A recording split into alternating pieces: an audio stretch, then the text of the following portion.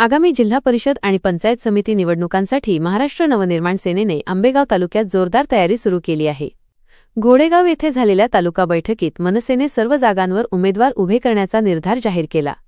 या बैठकीस तालुका अध्यक्ष संतोष बोऱ्हाडे यांच्या अध्यक्षतेखाली नेते सुनील इंदोरे, उपतालुकाध्यक्ष सतीश हिंगे, तालुका सचिव अशोक शेटे, मंचर शहराध्यक्ष सागर घुले, घोडेगाव शहराध्यक्ष विशाल शिंदे, विद्यार्थी सेना पदाधिकारी प्रेम सावंत, माजी सदस्य संजय काळे आणि विभाग प्रमुख मयुरेश लांडे उपस्थित होते।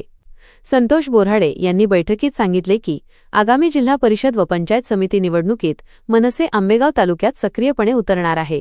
समविचारी पक्षांची युती झाली तर एकत्र लढू, अन्यथा सर्व जागांवर स्वबळावर उमेदवार उभे करू।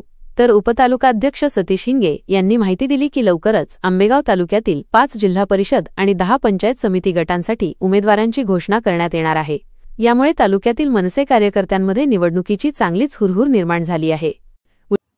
आज रविवार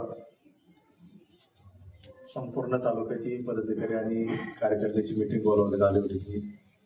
येणाऱ्या जिल्हा परिषद आणि पंचायत समितीची निवडणूक स्वबळावरती लढण्याची तयारी सर्व महाराष्ट्र सैनिकांनी केलेली आहे। विरोधी आघाडीकडून जर काही युतीचा प्रस्ताव आला तर त्याचा नक्कीच विचार करू, पण आम्ही पूर्णपणे स्वताकदीवरती पूर्णपणे सर्व जागा लढायच्या तयारीत आहोत।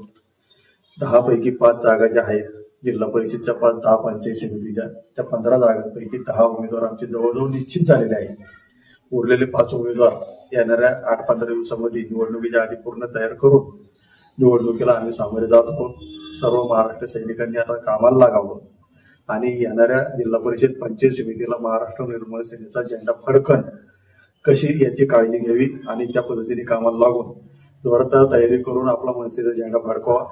धन्यवाद।